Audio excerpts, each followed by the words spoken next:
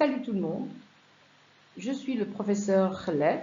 Je vais vous présenter aujourd'hui un cours qui est destiné aux externes de 5e année dans le module de néphrologie et on va parler aujourd'hui de l'insuffisance rénale aiguë. Mon plan, donc définition et diagnostic d'une insuffisance rénale aiguë, l'IRA ou l'IRC, on va voir la différence entre les deux, classification et principales causes de l'IRA, on va parler des IRA obstructives, fonctionnelles et organiques. On va parler des complications de l'IRA et la conduite à tenir face à une IRA, ainsi que les principes de traitement. On commence par le commencement, définition et diagnostic de l'IRA. La définition, c'est une diminution rapide du débit de filtration glomérulaire. C'est une détérioration brutale des fonctions rénales, conséquence d'une incapacité à l'élimination des déchets métaboliques et à maintenir une homéostasie volémique, hydroélectrolytique et acido-basique correcte. Le débit de filtration glomérulaire dépend de plusieurs paramètres. Il est modélisé par la formule pression ultrafiltration fois le coefficient d'ultrafiltration. La pression d'ultrafiltration, c'est le gradient de pression transcapillaire glomérulaire. C'est ce qu'on appelle qui lui confère donc cette pression d'ultrafiltration. Donc elle dépend de la différence de pression hydrostatique entre le capillaire glomérulaire qui avoisine les 45 mm de mercure et la chambre urinaire du glomérule qui avoisine environ les 10 mm de mercure, moins la différence de pression oncotique entre le capillaire glomérulaire qui avoisine les 25 mm de mercure et celle de la chambre urinaire qui est généralement nulle. Mais le coefficient d'ultrafiltration donc dépend de la nature de la membrane de filtration et de sa surface. Donc les principaux causes d'une diminution du DFG, donc d'abord c'est une diminution du débit sanguin rénal et du débit plasmatique rénal. Il n'apparaît pas directement dans l'équation du DFG, mais sa diminution entraîne une diminution de la pression d'ultrafiltration et donc une réduction du DFG. Après vient la pression hydrostatique capillaire qui diminue quand il y a un état de choc, etc. Après, il y a les résistances de l'artériole donc efférente qui diminue, plutôt une augmentation des résistances de l'artériole afférente qui augmente, donc vasoconstriction. Il y a une diminution des résistances au niveau de l'artériole efférente, donc vasodilatation. Et il y a la pression d'ultrafiltration qui augmente. Donc dans les insuffisances, dans les IRA obstructifs aussi, quand le coefficient d'ultrafiltration diminue, donc là aussi il y a le DFG qui diminue, c'est généralement une diminution de la surface du capillaire. Ça, c'est généralement dans les atteintes glomérulantes, obstruant les proliférations endocapillaires dans les GNA et dans les glomérulonéphrite rapidement progressives où il y a une prolifération extracapillaire qui va boucher complètement le glomérule et qui va aller au niveau, voire même au niveau extracapillaire.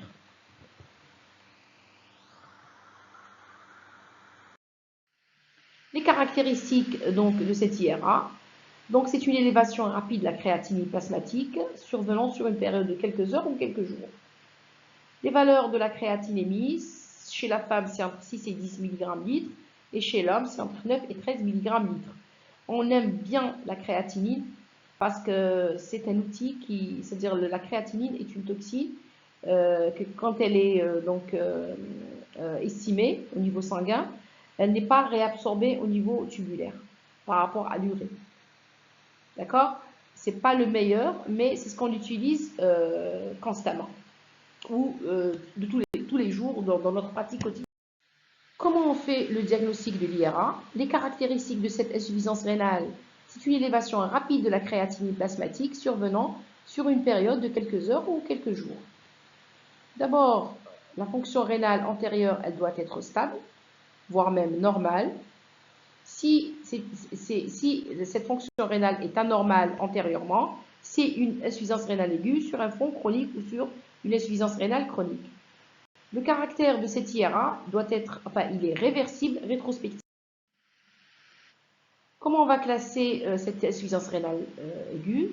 Les formules d'estimation du débit de filtration glomérulaire ne sont pas applicables ni pour définir l'IRA, ni pour préciser sa sévérité. Non, donc on ne peut pas calculer, on ne peut pas estimer, donc avec, dans l'insuffisance rénale aiguë, on ne peut pas estimer le DFG. On peut l'estimer juste pour l'insuffisance rénale chronique. Donc, les CADIGO, donc, en 2012, donc, ils ont créé donc, cette classification. Donc, le RIFL, donc, RIFL veut dire risk, F failure, injury, injury dans le deuxième stade, et failure dans le troisième. Donc, on dépend de deux facteurs, la créatinine, la créatinémie et la diurèse. Pour le stade 1, c'est une augmentation de plus de 3 mg par litre en 48 heures ou plus de 50% en 7 jours.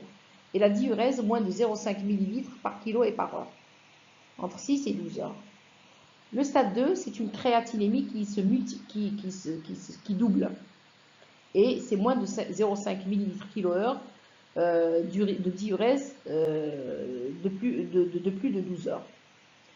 Le failure, c'est une créatinine qui a triplé, d'accord, ou une créatinémie qui est égale à 40 mg par litre, ou voire même nécessitant une épuration extra-rénale. Mais la diurèse, donc, elle est inférieure à 0,3, voire même une anurie de plus de 12 heures. Donc, c'est ça, donc stade 1, stade 2 et stade 3. C'est plutôt une classification qui a été faite par les réanimateurs, donc pour des patients qui sont hospitalisés, quand on dose la créatinémie journalièrement et on collecte la diurèse quotidiennement, voire même chaque heure ou chaque 3 heures. Donc, à différencier bien sûr l'anurie de la rétention d'urine. Bien sûr, quand on fait une écho, on retrouvera des urines qui sont stagnées au niveau de la vessie.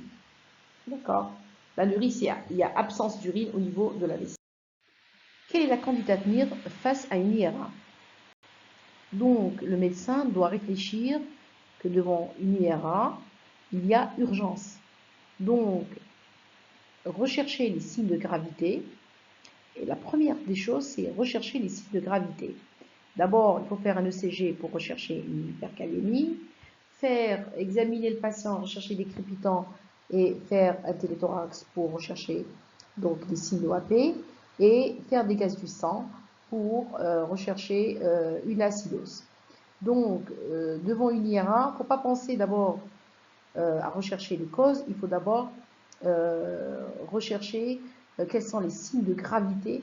S'il y a des troubles métaboliques qui ont été vus d'une manière aiguë, c'est un changement du métabolisme, un changement de l'homéostasie d'une manière aiguë peut c'est-à-dire mener au décès du patient. Quels sont les signes de gravité? D'abord, il faut rechercher un œdème aigu du poumon, une surcharge mal tolérée ou supérieure à 10%, une hyponatrémie sévère, une hypercalémie supérieure à 6 mmol non maîtrisée par le traitement médical, des toxines dialysables, donc telles que l'alcoolémie, lithium, plomb, barbiturique, même une intoxication à certains produits de drogue, l'acidose métabolique sévère pH inférieur à 7,2, une urémie importante et ou symptomatique, une hyperphosphatémie avec hypocalcémie symptomatique malgré un traitement, ou bien une anurie ou une oligurie.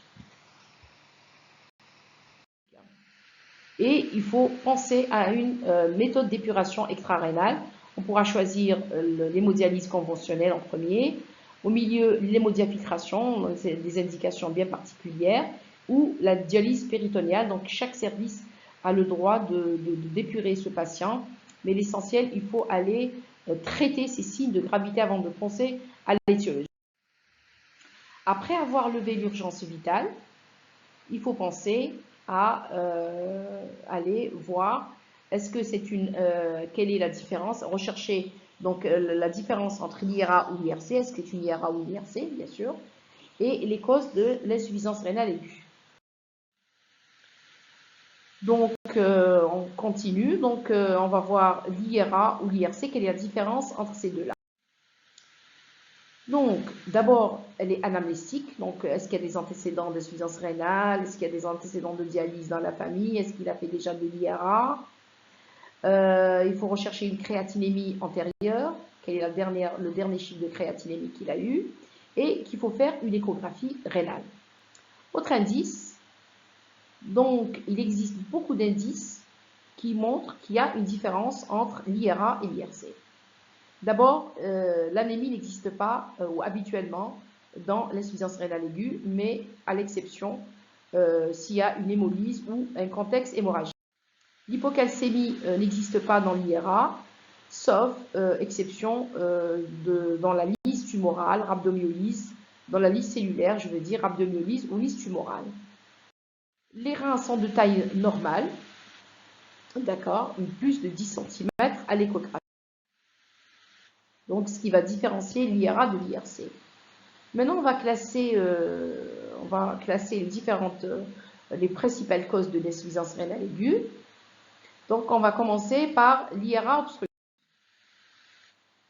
Donc, 3 types d'IRA. Donc, on va d'abord les nommer. Donc, l'IRA prérénale, rénale et post-rénale.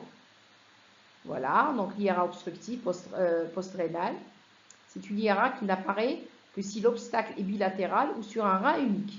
Vous avez vu là sur les croix. Donc, l'IRA post-rénale, elle est obstructive. C'est 10% des IRA hospitalières. D'accord? Dans l'IRA post-rénale, donc le DFG est bas. Quand le DFG il est bas, il y a une insuffisance rénale parce que la pression d'ultrafiltration est basse, voire même nulle ou négatif, quand il y a un obstacle au niveau de la voie urinaire. Donc, il y a augmentation de cette pression qui peut même négativer ou bien rendre nulle cette différence de pression entre le glomérule et le côté urinaire.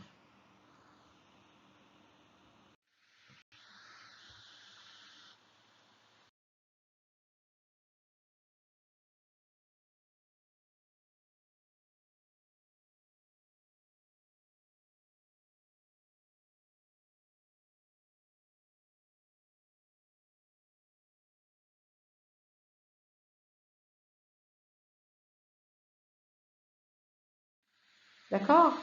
L'insuffisance rénale obstructive, donc les causes. Donc, ça, c'est les principales causes. Donc, bien sûr, à apprendre. Il existe, avec l'échographie, il existe deux possibilités d'obstruction. Donc, soit l'obstacle, il est sous-vésical. Donc là, on aura une vessie qui est pleine. Soit l'obstacle est sus-vésical. Et là, on aura plutôt une urétéro-hydronéphrose. D'accord? Donc, si l'obstacle est sous-vésical, donc il y a une rétention d'urine avec un globe vésical, donc la douleur de l'hyperpression vésicale, ou chronique par une démiction, par regorgement des petites, c'est-à-dire il va goutteléter, le patient il va goutteléter. Donc, quand on fait une échographie, on retrouve que la vessie donc, est en rétention d'urine avec une grosse vessie bien remplie. Si l'obstacle est sus-vésical, généralement c'est une colique néphritique ou une néoplasie, donc il y a des signes donc, qui nous le révèlent. Donc soit c'est une hématurie macro-microscopique ou même asymptomatique. L'échographie retrouve une urétéro-hydronéphrose, qui est même confirmée au scanner. L'intérêt donc des touchés pelviens est pour rechercher donc l'HVP dans les rétentions vésicales, dans les sous-vésicales, et faire une échographie abdominale qui donc devant toute insuffisance rénale aiguë, il faut faire une créatinine après avoir éliminé l'urgence, et une échographie pour voir la première cause, donc c'est l'atteinte obstructive, parce que le traitement est salvateur d'urgence. Quelle est la prise en charge? Donc c'est une dérivation urinaire en urgence, surtout s'il y a un contexte infectieux, parce qu'il y a un risque de choc septique. Hein.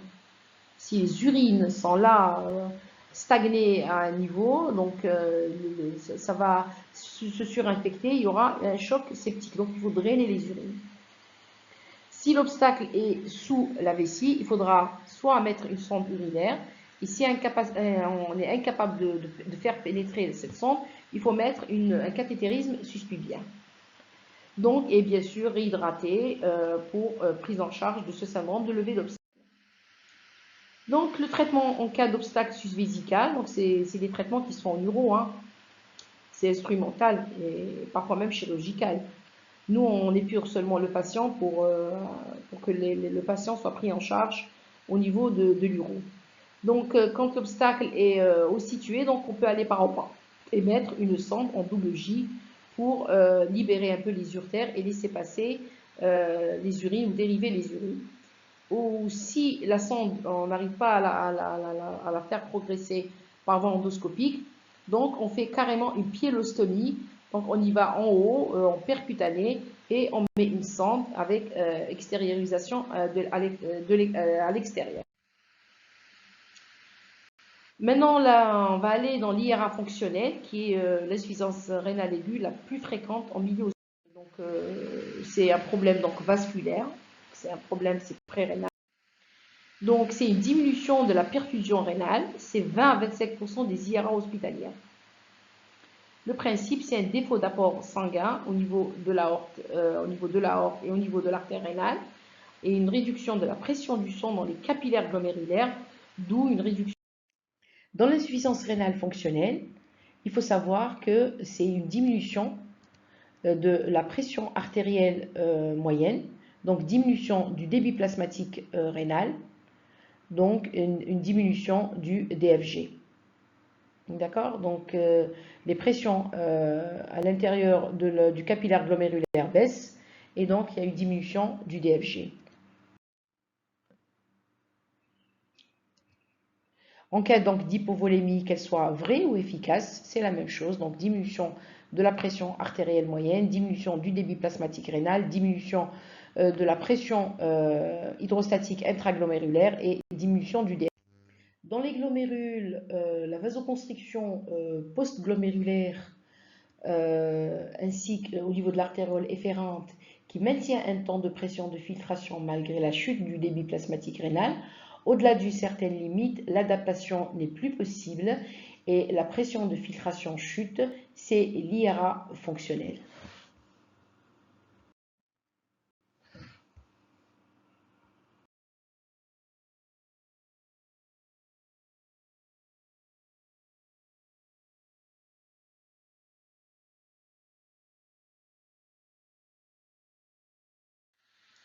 Donc, il existe des médicaments qui vont aller altérer cette vasodilatation et cette vasoconstriction. Et donc, il faut faire très attention à l'intoxication médicamenteuse qui va générer une diminution du DFG ou une IRA. Donc, c'est une IRA hémodynamique, bien sûr. Donc, les INS, tels que le Voltaren et la cyclosporine, ils vont aller inhiber cette prostaglandine et provoquer une vasoconstriction au niveau de l'artériole afférente. Donc, il faut toujours arrêter ces médicaments qui donnent une IRA hémodynamique. Aussi, au niveau de l'artériole afférente, ce sont les ARA2 et les IEC qui vont aller arrêter cette vasoconstriction et dilater cette artériole efférente et causer donc il y aura une baisse de la pression à l'intérieur du capillaire glomérulaire et donc une baisse du DF. Donc c'est selon le contexte clinique. Donc il faut rechercher les signes cliniques, les causes de cette hypoperfusion, qu'elle soit médicamenteuse ou qu'elle soit d'autres origines. Donc, et une hémorragie, perte digestive ou médicale, diurétique, INS, IEC, cliniquement, donc déshydratation extracellulaire, et on ne retrouvera pas de protéinurie. D'accord? Protéinurie est négative dans ce cas-là. Et il y a des signes d'hémoconcentration avec des urines qui sont riches en déchets et des urines qui sont très concentrées, on va voir. Les principales causes, donc ça peut être des déshydratations extracellulaires, donc des pertes cutanées donc par la peau, donc des sudations ou des brûlures, des vomissements, diarrhée ou fistules, perte rénale, traitement diurétique excessif, donc que ce soit de l'anse ou bien du tube distal thiazidique ou du tube collecteur les anti-aldostérone, une polyurie osmotique ou une insuffisance surrénalienne aiguë, une hypovolémie réelle ou efficace dans les syndromes néphrotiques, dans les cirrhoses, l'insuffisance cardiaque et l'HTA des états de choc cardiogéniques, septiques ou hémorragiques. Et médicamenteuses, donc tous les médicaments qui vont diminuer, qui vont provoquer une vasoconstriction au niveau de l'artériole afférente, une vasodilatation au niveau des artérioles efférentes. Donc, qu'est-ce qu'on pourra dire quand il y a une insuffisance rénale fonctionnelle? Il y a donc dans le sang, l'urée est plus élevée que la créatinine. Pourquoi? Parce que dans les états donc, de diminution du débit sanguin rénal, qu'est-ce qu'il va faire le rein? Il va essayer de bloquer l'élimination de l'eau au niveau du tube collecteur par le biais de l'ADH. Donc, on aura une réabsorption au maximum d'eau. Cette réabsorption d'eau au niveau du tube proximal et au niveau de l'anse de Henle va provoquer avec elle une réabsorption de l'urée. Donc, on aura une urée beaucoup plus élevée que la créatine puisqu'il est très osmotique, l'urée. C'est comme le glucose. Il augmente la réabsorption est augmentée en cas de déshydratation ou en cas d'insuffisance rénale fonctionnelle. Puisque le rein il est normal, il va essayer l'aldostérone va essayer de réabsorber le sodium. Donc quand il y a une diminution de sodium au niveau de la juxtaglomérulaire par le biais des osmorécepteurs, il y aura une synthèse du système rénine-angiotensine-aldostérone qui va provoquer une réabsorption de sodium au niveau du tube collecteur. Donc le sodium sur le potassium urinaire est inférieur à 1. D'accord? La fraction d'excrétion de sodium, elle est basse. Donc, il n'y a plus d'élimination du sodium. La créatinine urinaire, donc surplasmatique, est très élevée. Donc, elle est supérieure à 30. Donc, l'urée est éliminée. Et la créatinine aussi est moins éliminée que la créatinine, mais elle est quand même éliminée puisque le rein, il fonctionne toujours. Il y a une augmentation de l'osmolarité ou de l'osmolalité urinaire puisque les urines sont très concentrées. Et la fraction d'excrétion de sodium est inférieure à 35%. Par rapport à la nécrose tubulaire aiguë, les choses ne sont pas de la même manière. Il y a une anomalie, une atteinte de la fonction du rein, et là il y a une inversion des choses. Le rein n'arrive pas à éliminer, donc c'est par une atteinte de tubulaire, donc le tubule s'entata, il n'y a plus de réabsorption, il n'y a plus de sécrétion, d'accord? L'urée est élevée autant que la créatinine au niveau du sang. Le sodium urinaire est très élevé puisqu'il y a une perte du sodium, les tubules n'existent pas pour réabsorber, il y a une nécrose tubulaire.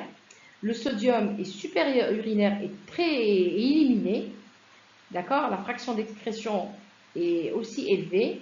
La créatinine urinaire, elle est basse puisque la créatinine reste dans le sang, elle n'est pas sécrétée par les tubules. La même chose pour l'urée.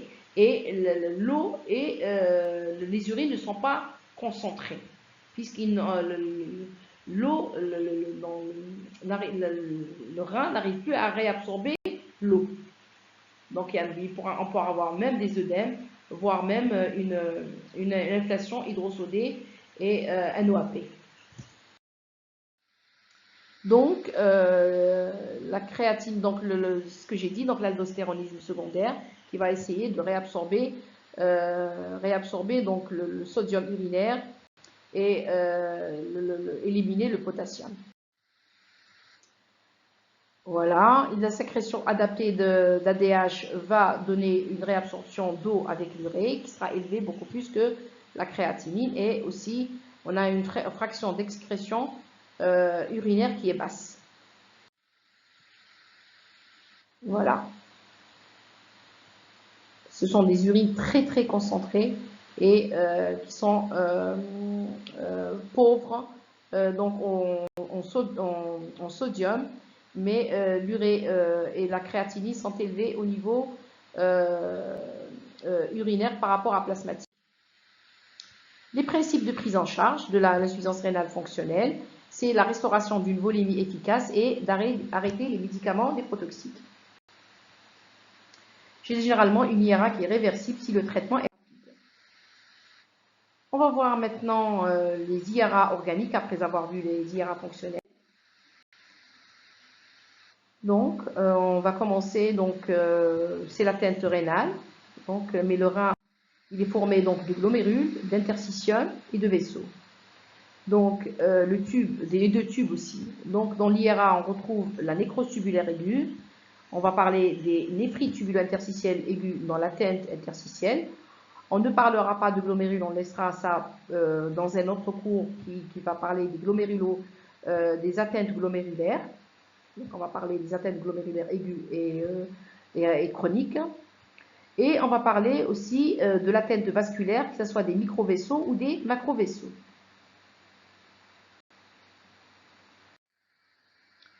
Il faut savoir que la forme la plus fréquente dans l'atteinte organique, c'est la nécrose tubulaire aiguë, qui prend quand même 45% de l'atteinte organique de l'IARA. D'accord? Par rapport aux néphrite tubulo-interstitielle aiguë qui sont de 1,6%, vasculaire 1%. D'accord? Donc on va commencer par la nécrose tubulaire aiguë. Donc c'est 80% des IRA organiques. Donc cette nécrose est due à une ischémie des vasa recta et des capillaires périglomérulaires, donc le plus souvent d'origine ischémique.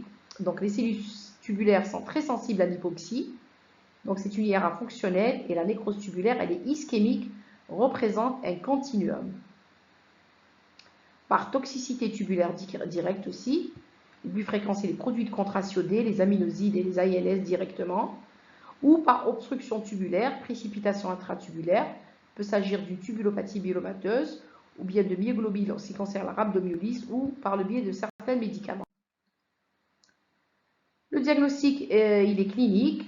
Donc d'abord après une ischémie, un état de choc collapsus, hémorragie. Généralement, c'est des patients qui sont hospitalisés en réa. Ou bien autres, donc médicaments, scanner après produit de contraste iodé, notion de chute ou de traumatisme dans la rhabdomyolyse ou dans le contexte de néoplasie ou de myélome, voilà, par les précipitations des immunoglobulines. Pas d'albuminurie, pas d'hématurie et ni de leucocyturie. Donc absence d'obstruction, de profil urinaire, d'IRA organique. Donc comme on l'a vu tout à l'heure, il n'y a plus de tubules, donc il n'y a plus de réabsorption, il n'y a plus de sécrétion. D'accord? Généralement, cette nécrose tubulaire, elle est régénérative. Donc, il n'y a pas lieu de faire une biopsie pour voir l'origine de cette dernière, puisque les causes sont bien connues. La récupération se fait entre 21 jours et jusqu'à 6 semaines. On va passer à la néphrite interstitielle aiguë. Donc, tout ce qui est entre tubes, c'est l'interstitium. D'accord? Le principe, c'est quoi? C'est une infiltration de ce tissu de soutien autour des néphrons, surtout autour des tubes, avec augmentation des pressions intrarénales et diminution du flux sanguin. Donc, c'est 10% des causes donc de d'IRA. Donc, la cause la plus fréquente étant la néphrite tubulo-interstitielle d'origine bactérienne. Il peut y avoir une néphrite interstitielle médicamenteuse, de rejet, secondaire à des maladies auto-immunes primitives, telles que le lupus, le Sjögren, néphrite interstitielle toxique, donc produit de contraste, ou bien infiltratif par les hémopathies. Le contexte, donc c'est un contexte donc infectieux, notion de nouveau traitement, rechercher les manifestations extra-rénales telles que la fièvre, d'accord, un rash cutané, une arthralgie immunoallergique, altération de l'état général, c'est hémopathie. Par contre, à ce niveau-là, il faut rechercher une leucocyturie et une petite protéinurie, mais qui n'est pas néphrotique. On peut retrouver aussi une hématurie microscopique. Dans les néphropathies vasculaires, donc elle est donc très rare, donc 5%. Donc elles sont classées en microvasculaires, d'accord, et en macrovasculaires. Donc les causes les plus fréquentes touchant les gros vaisseaux sont la sténose et la thrombose et la dissection aortique, enfin des artères, et qui pourraient même donner des nécroses et des nécroses parce qu'il n'y a pas de circulation collatérale dans le rein, et touchant les petits vaisseaux tels que les emboles de cholestérol, la néphrangiosclérose maligne et les caractéristiques des néphropathies vasculaires aiguës sont l'insuffisance rénale aiguë et l'HTA. On ne trouvera ni protéinurie, ni hématurie, ni leucocyturie. D'accord? La protéinurie, elle peut être variable, mais pas secondaire à une albumie, mais secondaire, elle est vasculaire, secondaire à l'HTA. Pas de leucocyturie, on peut retrouver une hématurie microscopique, mais elle est rare, sauf en cas d'infarctus rénal où on peut retrouver une hématurie macroscopique. C'est-à-dire, tout ce qui n'a été nécrosé va être éliminé sous forme d'hématurie. La prise en charge thérapeutique. Donc, il faut prendre en charge l'hypercalémie d'une manière médicale, au risque d'avoir un arrêt cardiaque, d'accord, menaçante. Et il faut toujours faire un ECG devant toute IRA. Pour protéger le cœur, donc il faut donner du calcium. Et si ça ne marche pas, il faut aller à l'épuration extra-rénale. L'OAP cliniquement, le patient est en orthopnée avec expectoration mousseuse, voire même une HTA et des œdèmes des membres inférieurs, une hypoxie, une hypercapnie, le patient il est essoufflé. Le contexte, donc repas salé récent, modification de toute douleur thoracique, survient généralement le soir quand on est en décubitus. Ça, c'est des signes d'OAP, donc l'interstitium pulmonaire est complètement inondé. Les principes du traitement de l'OAP, c'est l'oxygénation, l'arrêt des apports sodés et les diurétiques de l'anse qui agissent dans la branche ascendante de l'anse de Henle via un cotransporteur sodium-potassium de chlore, ainsi que des vasodilatateurs pour essayer de libérer cette eau en excès. Au pire, si tout ça ne marche pas, c'est l'hémodialyse en aigu. L'acidose métabolique, il faut faire toujours des gaz du sang et il faut donner donc du bicarbonate, ventiler le patient, au pire, aller épurer le patient en dialyse. Conduite à tenir face à une IRA, donc rechercher les signes de gravité. La démarche diagnostique face à une IRA, donc éliminer facilement les causes obstructives par une écho rénale, éliminer les causes fonctionnelles, contexte clinique et bilan urinaire, et organique, indice clinique, bandelette urinaire, examen histologique, c'est la ponction biopsie rénale. Donc les diagnostics syndromiques des IRA organiques, donc on retrouvera de l'HTA et des œdèmes, surtout dans la néphropathie glomérulaire, d'accord, mais pas dans la NTA ni dans la néphrite interstitielle. On retrouvera de la protéinurie supérieure à 2 grammes dans les néphrites glomérulaires. Elles sont basses, donc tubulaires dans la néphrite interstitielle aiguë et même dans la nécrose tubulaire aiguë. Dans la néphropathie vasculaire, elle est variable puisqu'elle est d'origine vasculaire. C'est l'HTA qui a donné la protéinurie. On pourra retrouver une hématurie microscopique et une leucocyturie dans la néphrite interstitielle aiguë. Mais l'hématurie, on peut la retrouver un peu dans la néphrite interstitielle aiguë, surtout dans la néphropathie glomérulaire et dans les néphropathies vasculaires. Dans la NTA, généralement, c'est souvent les nus. Dans la néphrite interstitielle aiguë, la leucocyturie et même l'infection urinaire possible. Dans la glomérulaire, c'est surtout une protéinurie supérieure à 2 grammes, voire même un syndrome néphrotique, et l'hématurie macroscopique est possible. Et dans la néphrite vasculaire, on peut retrouver une hématurie macroscopique dans la nécrose, dans l'infarctus plutôt, pardon.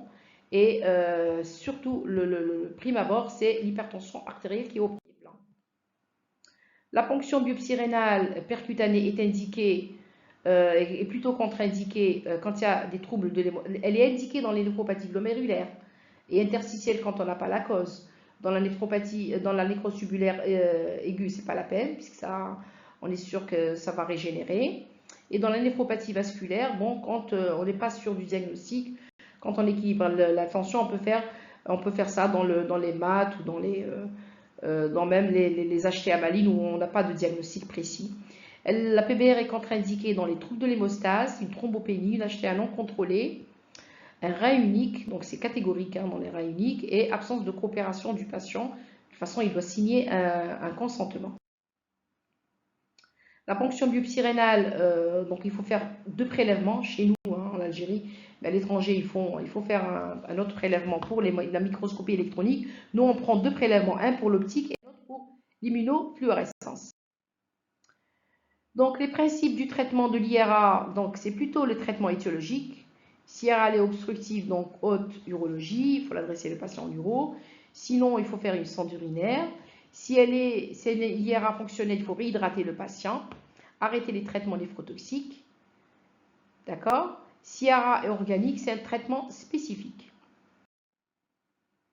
Préserver le potentiel de récupération rénale en arrêtant l'agression par les médicaments, en maintenant une pression systolique plus de 110 mm de mercure.